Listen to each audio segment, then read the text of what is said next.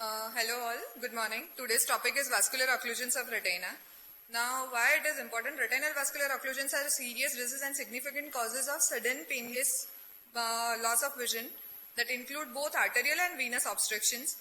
Now, we can see that blood supply of retina, you know that there are 10 layers of retina in which the outer 4 layers are mainly supplied by choriocapillaries. That includes retinal pigment epithelium, rods and cones, that is photoreceptors, external limiting membrane and outer nuclear layer.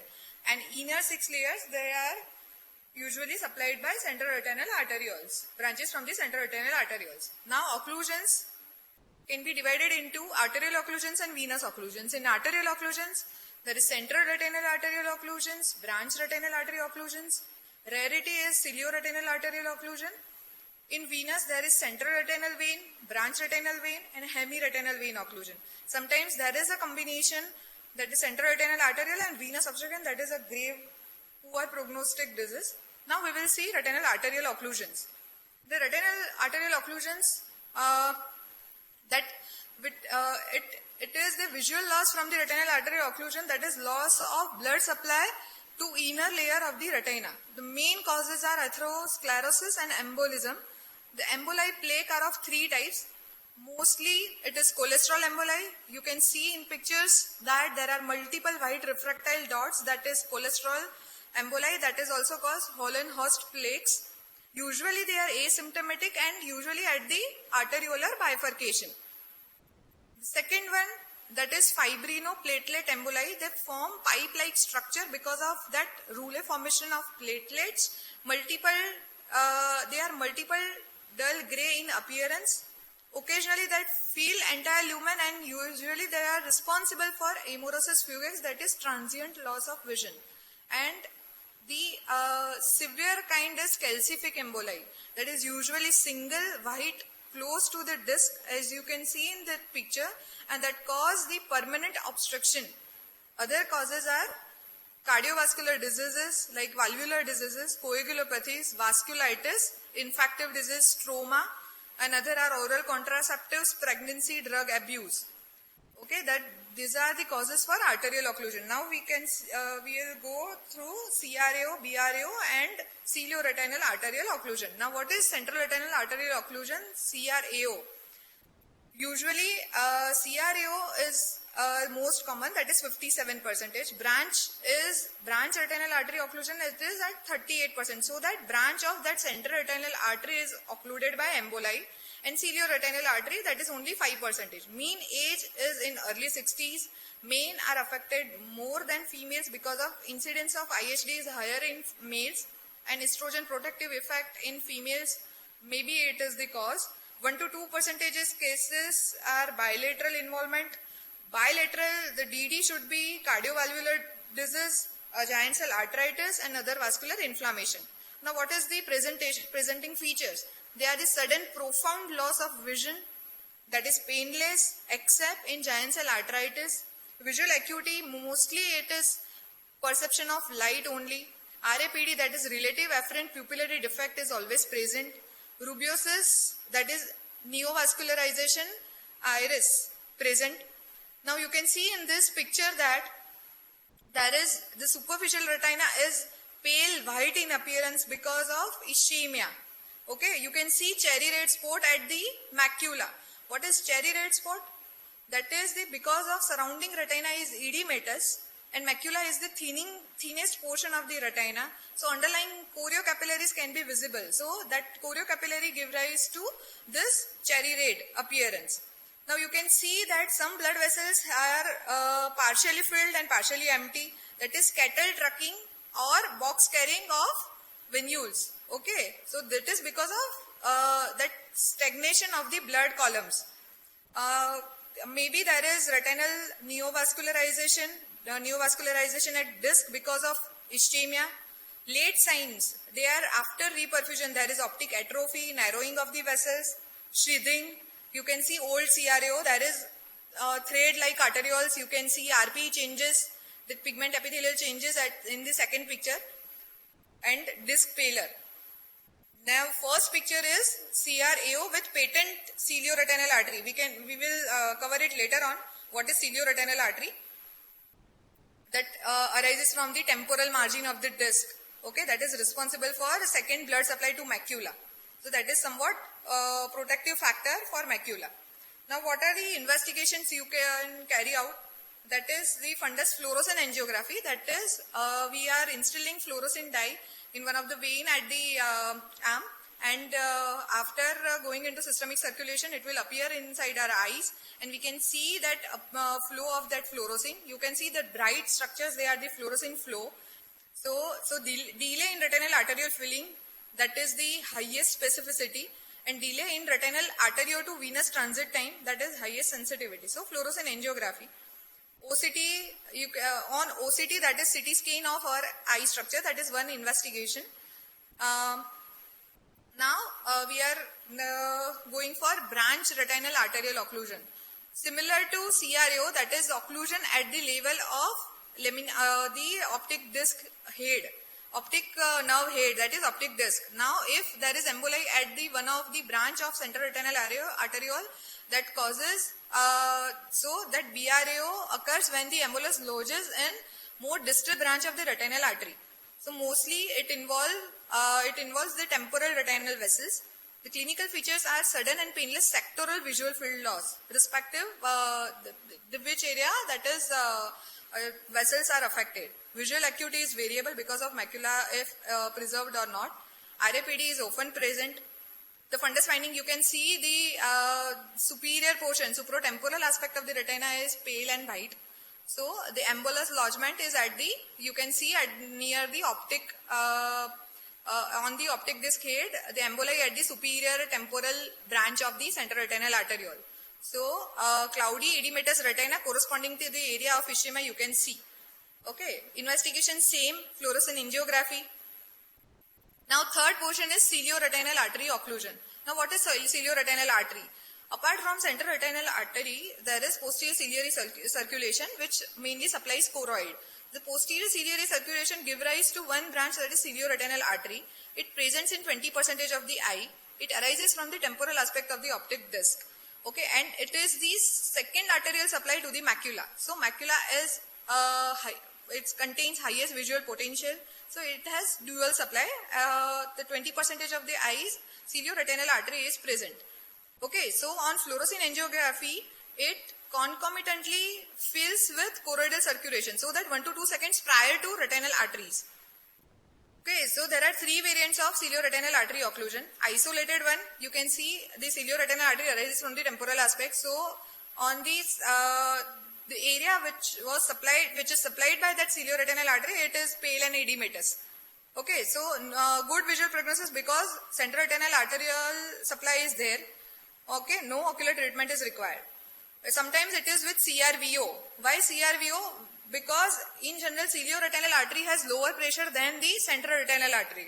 So when there is high venous pressure in case of CRVO because of impairment in venous retin, there is high venous intraluminal pressure, it will transmit to arterial supply, and cilioretinal artery, as it has reduced pressure, it is easily obstruct.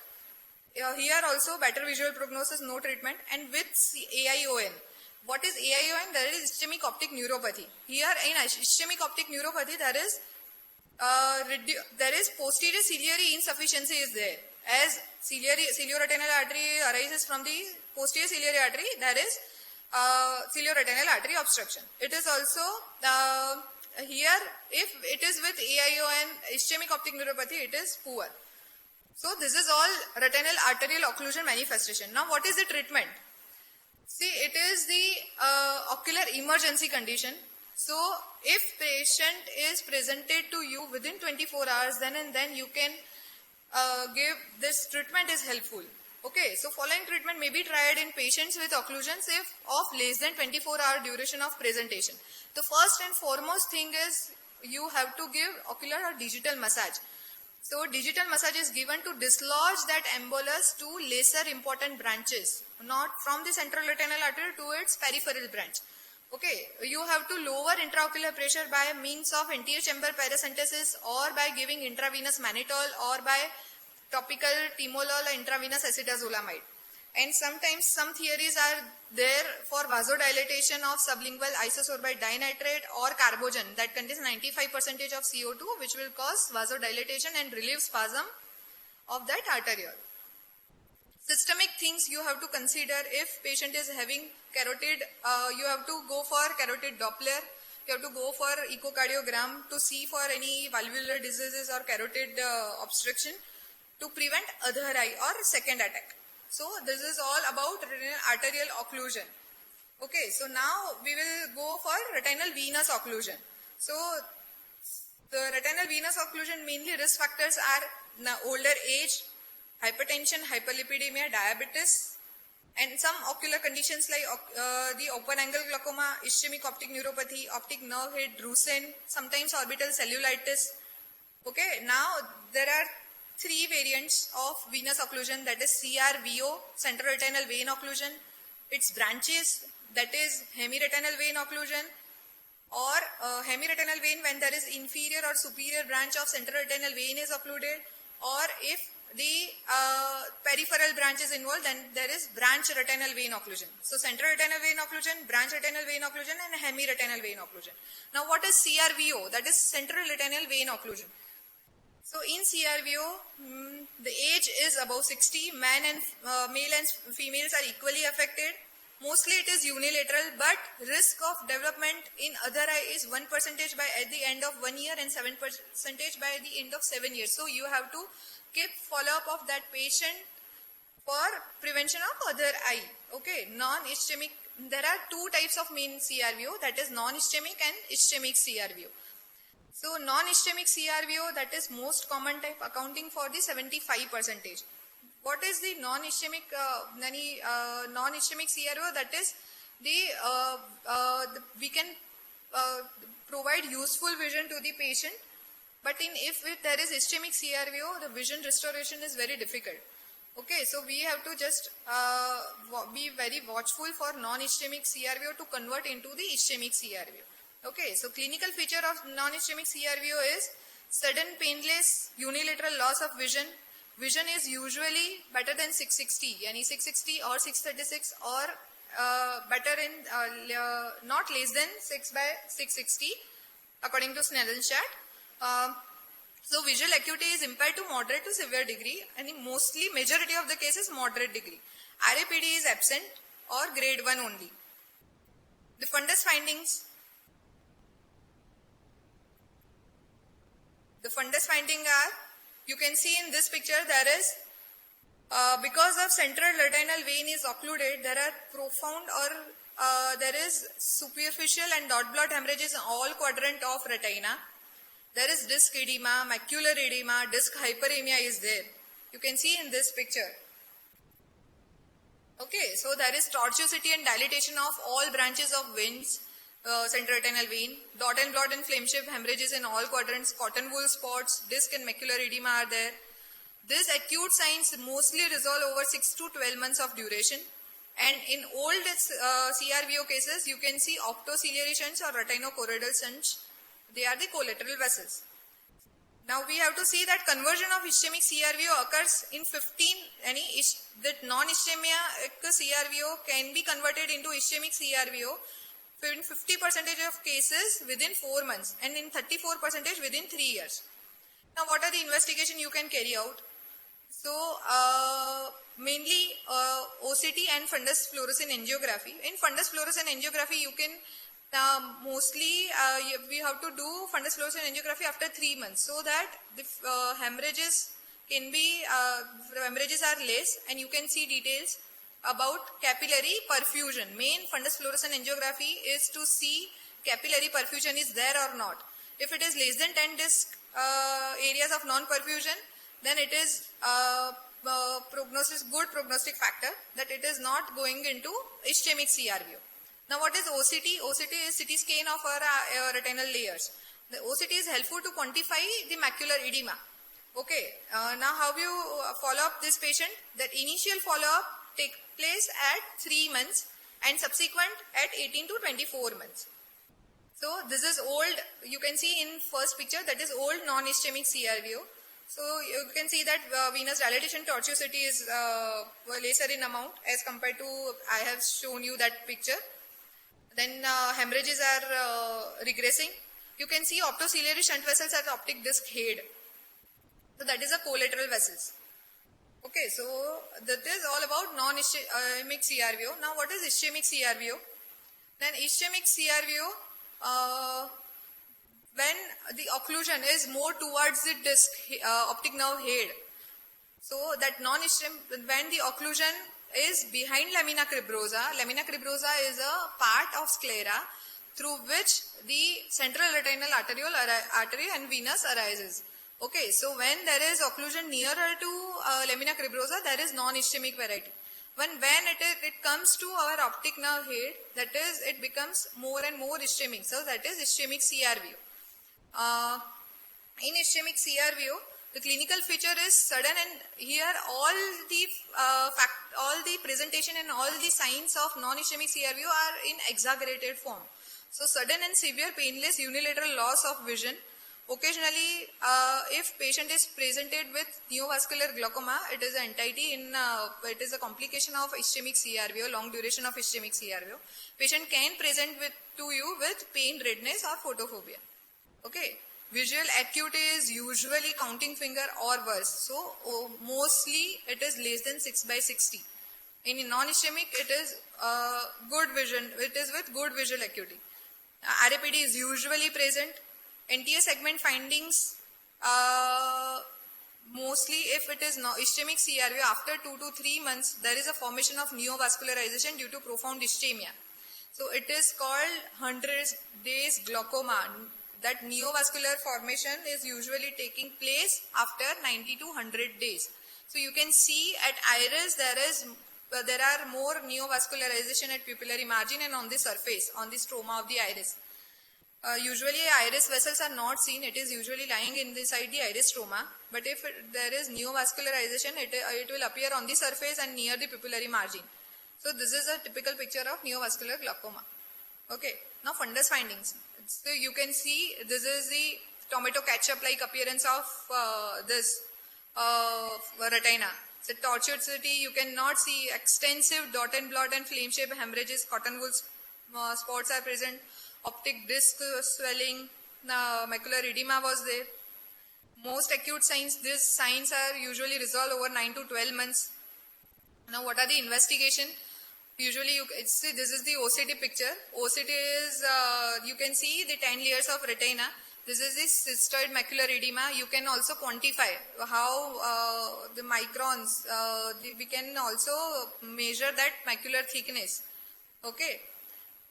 In fundus fluorescein angiography, as I have mentioned earlier, that non-ischemic CRVO, usually capillary perfusion is good. Usually it is less than 10 disc areas. 10 disc diameter area. In ischemic CRVO, here non-perfusion is more than the 10 disc diameter. Okay. So, you can see in fundus fluorescein angiography, there are black area or temporal to disc, that is capillary non-perfusion area. Okay, now how will you manage? So, you have to assess systemic condition also. In all patients, you have to consider for you have to do blood pressure, random blood sugar, serum lipid profile, also ECG. Okay, but in selected patients, that is young patients with bilateral presentation, you have to do this common investigation, plus you have to rule out TB and sarcoidosis, that is inflammatory condition, and also coagulation profile. So, in young patients, bilateral presentation, you have to do chest X-ray, CRP, all coagulation profile, contain the protein C and protein S deficiency, mostly in young patients. Okay. Now, what is the treatment? So, main medical therapy is directed to reduce that macular edema. So, treatment of macular edema is when visual acuity is worse than 6/9 and there is significant macular thickening on OCT, then we have to give intravitreal anti-VEGF injections. What is VEGF? That is vascular endothelial growth factor. Whenever there is retinal ischemia, so our retina, to compensate that ischemic events, our retinal vessels or retina will secrete that VEGF, that is vascular endothelial growth factor, that is responsible for neovascularization. So by giving that anti-VEGF injections, we can reduce that cystoid macular edema. So ranibizumab is one anti-VEGF agent. Also there are other, bevacizumab is also there, aflibercept is also there. Okay, that they are the anti-VEGF agents. If there is chronic macular edema, so we can give intravitreal dexamethasone implant. The other modality is laser photocoagulation, but some studies have not recommended that. That laser photocoagulation is mainly to burn out, to reduce the hypoxia. Okay, so if there is the neovascular formation is there already, to reduce that hypoxia, we have to burn out our retinal pigment epithelium. So by giving that pan-retinal photocoagulation in eyes with neovascularization of iris or neovascularization at angle. So pan-retinal photocoagulation is application of 1500 to 3000 burns all over the retinal in the 4 quadrants. Okay. So there are some difference, non-ischemic CRVO and ischemic CRVO. So what is the difference in visual loss? That is non-ischemic CRVO, it is mostly moderate, that is less than 660. In ischemic, it is usually worse than 660. Pupil is usually normal. In non-ischemic CRVO, ischemic RAPD, relative afferent pupillary defect is present. In fundus findings, all the findings are exaggerated form. That is venous dilatation is moderate, that in ischemic is well marked. Hemorrhages, cotton wool spots, macular edema is more in ischemic variety. Disc swelling is more in ischemic variety. In FFA, capillary non-perfusion usually in non-ischemic less than 10 disc diameter. In ischemic, it is more than 10 disc diameter. So these are all differences. So in ultimate, what is the conclusion for management? Such as systemic assessment you have to do. Then observation without intervention if visual acuity is 6/9 or better. But if it is less than 6/9 and macular edema is that, you have to inject intravitreal anti-VEGF agents. If there is NVE or NVD or NVI, you have to give photocoagulation PRP in the form of PRP. Okay. Now what is the branch retinal vein occlusion? This is all about central retinal vein occlusion. What is branch retinal vein occlusion? That is if branch of central retinal vein is occluded.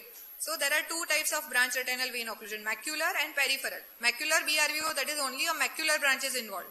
And what is peripheral BRVO? That is that not involving macular circulation but periphery of that sector of the retina is involved. Now what is the clinical feature? The sudden painless onset of blurred vision. Peripheral occlusion may be asymptomatic. So most common in branch retinal vein occlusion is supratemporal, because in supratemporal arcade is nearer to macula, or macula is involved frequently with supratemporal branch. The supratemporal BRVO is most common because macular involvement is frequent with supratemporal branch. Okay, the fundus finding you can see that the superficial and dot blot hemorrhage is more in supratemporal arcade. Macular edema is there, cotton wool spots is there. So this is all about supratemporal BRVO. That this acute sign resolve over 6 to 12 months.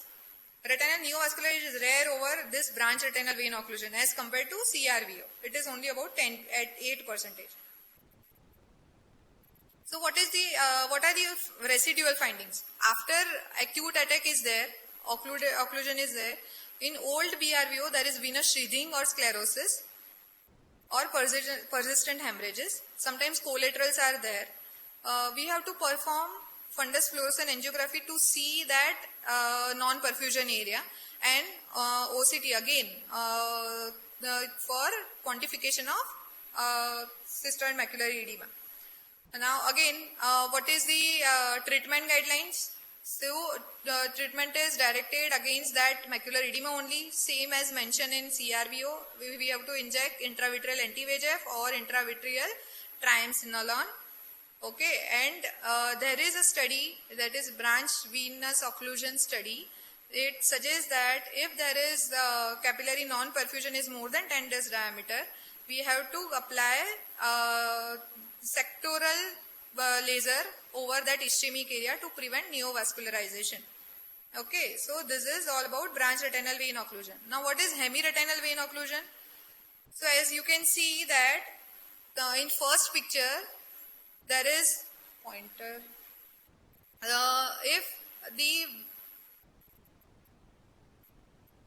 If vein is occluded at the lamina cribrosa, there is central retinal vein occlusion.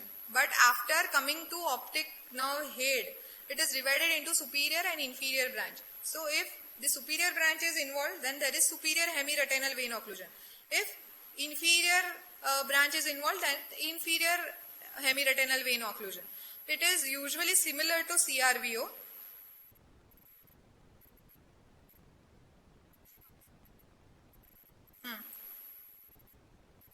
So how to diagnose?